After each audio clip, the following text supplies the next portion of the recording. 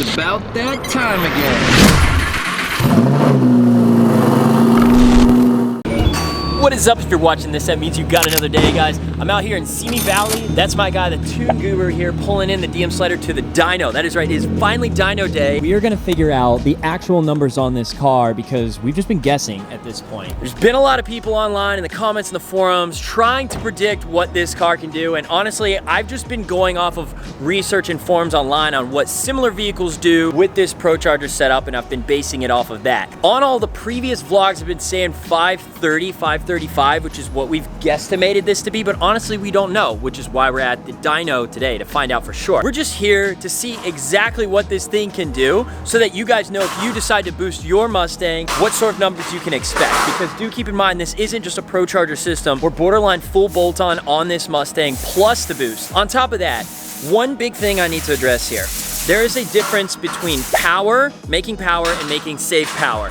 And there's a lot of guys out there in the tuning industry that are just geared to tune for max power. Ideally, this car, it's my only one. It's got about 55,000 miles on it and a lot of room left to play. It's got a stock engine, sealed engine, and a stock transmission. With all that said, our goal here is not to produce the max amount of power on this vehicle. And I can guarantee you that you can tune it to more than probably the numbers that it's gonna put down today. I have this car built and tuned to be able to drive every single day in LA and still be quick on the weekend rally. So keep that in mind whenever we figure out what these dyno numbers are. I'm sure there are guys out there that say that you can do this way bigger, way faster, and that just wasn't the goal of this particular build, and that's okay. Bottom line though is that this was a V6 Mustang purchased stock when I didn't have a job the first month that I moved in LA. It was silver, it had no aftermarket modifications to it whatsoever other than what Roush put on it from the factory.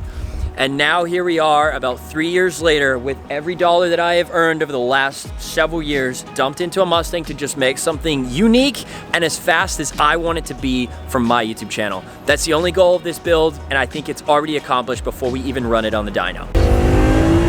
All right, my guy here, Javi, I'm gonna put his handle right up here on the wall so you can follow him. Tune Guru here. Tell us about the kind of dyno that we are tuning with here today. So this is a Mustang dyno.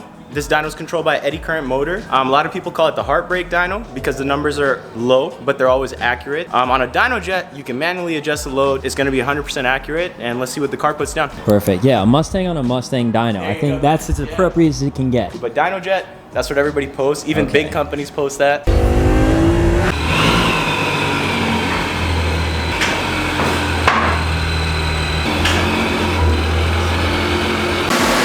Okay, we've got this thing all ready to go. Ooh, it's bright. Oh, I'm extra white today. Javi gave me some insight on this Mustang dyno here. And I want to tell you guys because this is interesting. Because he just tuned a Hellcat. A Hellcat is rated from the factory like, what, 700 horsepower? If you put it on this dyno, it will literally read 500. This is about as accurate as it can get, and that's part of the reason why I wanted to bring it here, because I want to know, like, no BS, like exactly what we're putting down. The other thing is that my car factory is 300 crank, 255 to the wheel. You have wheel and you have crank horsepower. Crank horsepower is like literally to the crank, like where the engine is put down, and then wheel is how much horsepower actually gets to the wheels. What are you strapping to? The axle? Oh yeah. Looks like it's been built by a shop, huh? It is, yeah. I can see. It recently got redone. The guys that did my gears first didn't put any, what is the friction fluid or whatever? Oh really? None. So they destroyed themselves, so I just had it all redone. All right, we are all strapped down and ready to go. All hands and feet inside the ride at all times. Now that I'm seeing that this dyno is showing Hellcats, factory Hellcats is 500 horsepower, that kind of changes my thoughts of what this dyno is going to read on my car. 370 to 380, we'll say that, on a Mustang dyno.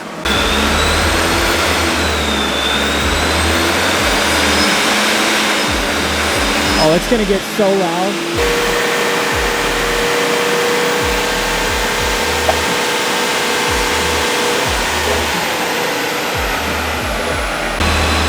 All right, pull number one, here we go.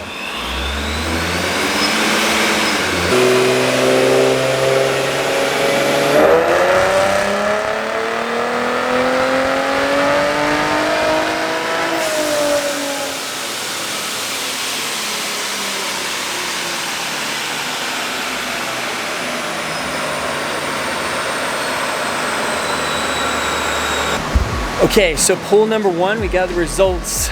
Crank horsepower is higher than I anticipated, lower than I originally guessed. 400 right on the dot, 339 for the wheel horsepower. So 100 over the factory rating. The data that we got from this log here, first of all, we already know the horsepower numbers, but there's more to it than that. Yeah, so this line right here, this is an air-fuel ratio sensor, right? I'm logging the air-fuel ratio to compare it with the air-fuel ratio that the widebands of the vehicle are picking up. And what we can see on this example is I started my pull at 3,000 RPM. This pull was from 3,000 to 6,000 RPM. We can see in the beginning of the pull, the air-fuel ratio is like on a dangerously lean side. This is way too lean, and especially for a boosted vehicle. Lean means low fuel, right? Like yeah, lean more means air, less exactly, fuel. Okay. Exactly. Right here, where it's a nice flat curve, this is totally safe. This is 11.9, this is 12.0. But we can see it starts high. It starts 14.8, and then it tapers down 14.1, 13. Right here is totally safe. But in the beginning, usually this is called enrichment rate. So they need to increase the enrichment rate. When you go on wide open throttle, your power enrichment dumps fuel faster. Okay, and one of the things that he was also telling me is that this is data that comes on a dyno that MPT, the guys that tune this car, probably aren't able to see, because when I give them data from my log, the only place that I can do true 0 to 60 pulls safely are freeway on-ramps, and 9 times out of 10, those aren't even flat surfaces. And I have to let off the gas because sometimes the car isn't in complete control, so I'm not giving them true full wide open throttle tests, and it's really hard for them to tune exactly down to the number when they're just basically guessing off of the data that I give them. So as they say, even in their words, you know, I am the eyes and the ears of the project, so their tune is only as good as the data that I provide. So this type of information that we're able to get from Mr. Tune Guru here is gonna be super useful to MPT to be able to dial in this tune and hopefully squeeze a little bit more power out of this guy. One more factor, actually, that we're gonna do before we dyno this one more time in the future is I'm going to add a fuel pump to this and make it bigger. Also found out through the data log that this system is being taxed in the top end. What does that mean? When it's trying to give fuel to the engine, basically, I have too much, I can't put more E85 in there because the E85 is burning out quickly and we have to get more fuel in there to be able to keep providing power in those high RPMs. Translation, we gotta either upgrade the injectors or upgrade the fuel pump. Now, injectors on this car are about $1,000 and the fuel pump's only like $300. So I decided to go fuel pump route and just say, look, if we need to do injectors, we're just not gonna do it. We're gonna deal with whatever power this can put down with just a fuel pump. So we're gonna bring it back after we get the improved data log or the tune from MPT and we get that fuel pump installed in the back, so that way we can put in a little bit more E85 and really see what this thing can do. Go on. Okay, so if we were to put this on a dyno jet, Instead of a Mustang dyno, this is the number it would have read for wheel horsepower, and that, oh sorry, that's the number it would have read for wheel horsepower. 406 wheel on a dyno jet. Yes. And then what would be our crank horsepower on a dyno jet? 406, let's add 15% to that. Generally 15% loss from crank to wheel.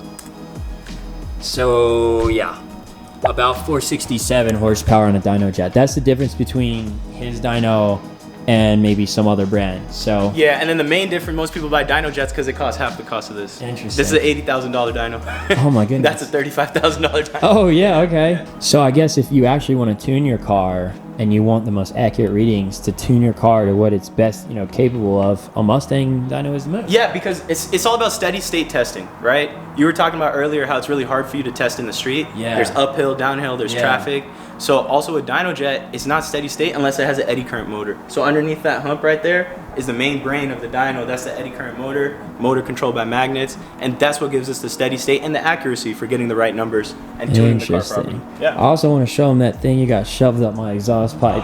Figure out the air to fuel ratio here. I was wondering what this was. Look at this thing. So that curve that we were looking at that needs to be adjusted in the tune, that's what's reading it. All right, here we go. Pull number 2.